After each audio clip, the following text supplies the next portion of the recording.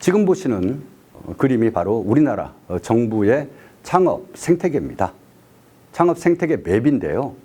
단계별로 우리나라 정부나 창업 관련된 인프라 기관들에서는 전주기 모든 라이프 사이클 단계별로 지원을 하는 프로세스를 제공하고 있습니다. 일단 예비 창업 단계에는 예비 창업 패키지 같은 지원 사업들을 통해 가지고 창업을 할 수 있도록 돕고 있고요. 그리고 창업을 하지 않더라도 특허라든지 지재권을 통해 가지고 그 아이디어를 보호할 수 있게 지원을 해주고 있습니다.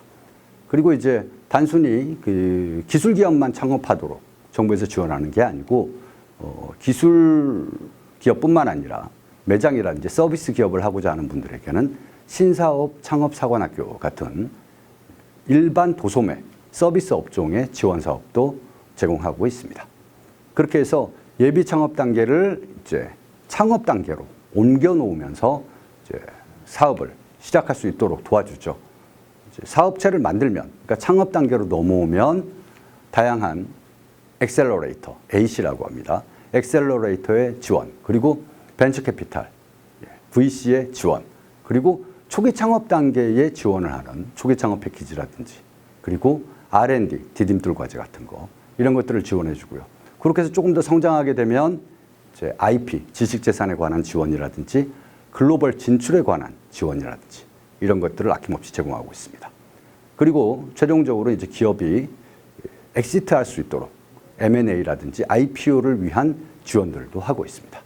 이런 예비 창업 단계에서부터 엑시트까지의 전 주기에 관련된 다양한 창업 인프라가 정부뿐만 아니라 다양한 기관들에서 제공되고 있습니다.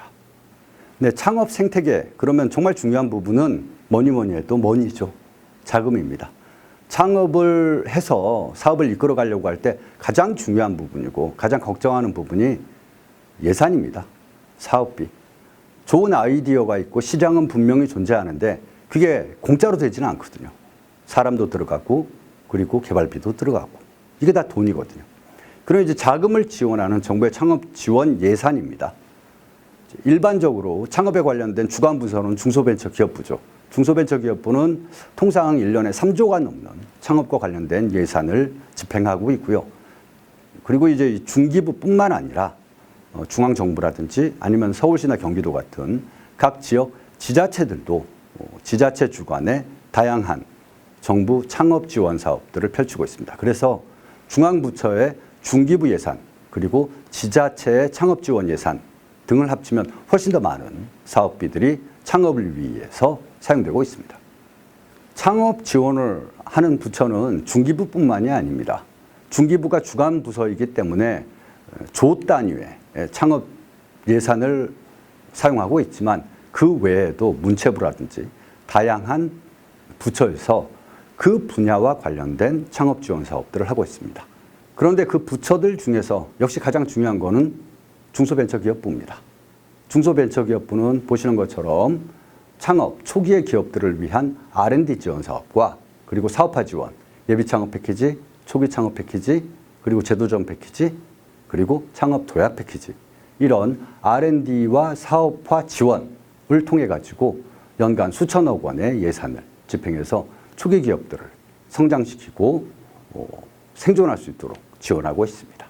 자, 이렇게 중소벤처기업부에서 지원하는 창업 지원 사업들에 대한 통계를 한번 분석해 보도록 하겠습니다.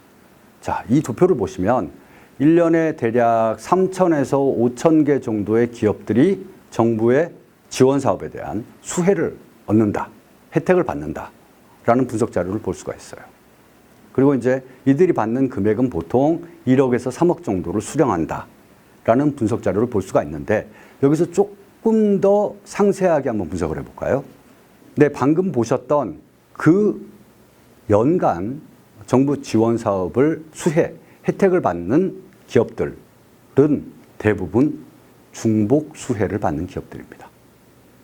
한마디로 정부 과제도 받아본 회사가 또 받는다라는 거예요. 대부분 30%에서 40% 정도가 중복 수혜를 받고 있습니다. 이거는 이제 나쁜 게 아닙니다.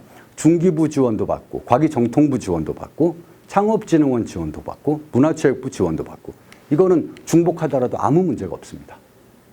그리고 특히 연구개발 지원 사업, R&D와 창업 사업화 지원 사업, 뭐 초창패, 이거는 동시에 하더라도 아무 문제가 없고 오히려 동시에 하지 않는 게 더 이상한 거예요. 동시에 하는 게 훨씬 더 이상적입니다. 그게 개수로 따지면 2,000개에서 3,000개의 기업이 1년에 2개 이상의 정부 지원 사업을 따서 수행하고 있다는 얘기예요. 자, 이번에는 국내 기업들 창업 후에 생존율을 한번 살펴볼게요. 5년 생존율 기준으로 보면 대략 25%입니다. 25% 정도의 기업만 살아남고 나머지는 그 전에 폐업을 하게 되는 거죠. 그러니까 4개의 기업이 올해에 창업을 하면 5년 후에는 4개 중에 3개는 다 없어지고 1개의 기업만 살아남는다는 거죠. 그런데 이 창업 생존율은 다른 나라에 비해서 유독 우리나라가 낮습니다. 아무래도 정부에서 창업을 지원하는 인프라가 잘 되어 있다 보니까 자기 자본으로 창업하지 않는 경우도 많고, 그리고 매출이 시원찮고 영업이익이 거의 없더라도 초반 1년, 2년, 3년은 정부 지원들을 활용해가지고 잘만 하면 살아남을 수 있기 때문에 자기 기업 경쟁력 확보를 하지 못하고 지원 사업만으로 초기 3년을 견디는 기업들이 너무나 많고 3년이 지나고 나면 그때부터는 이제 지원받기가 어려워지니까 대부분 폐업을 하면서 사라지는 경우가 너무 많다라는 거죠. 초기 기업들이 활용할 수 있는 중기부 기준으로 봤을 때 지원 사업들의 목록입니다. 보시는 것처럼 초기 기업 단계에는 그런 것들, 그리고 패키지, 그러니까 창업 사업화 지원 사업은 위쪽에 있는 패키지 지원 사업들, 그리고 기술 개발을 위한 연구 개발은 아래쪽에 있는 연구 개발, R&D 지원 사업들을 활용해 가지고 기업들이 본인들의 기술적 경쟁력이 확보되고 매출이 어느 정도의 성장성을 확보하기 전까지는 이렇게 사업화 지원이라든지 연구 개발 지원, 인프라를 활용해서 회사가 생존하고 성장할 수 있는 겁니다.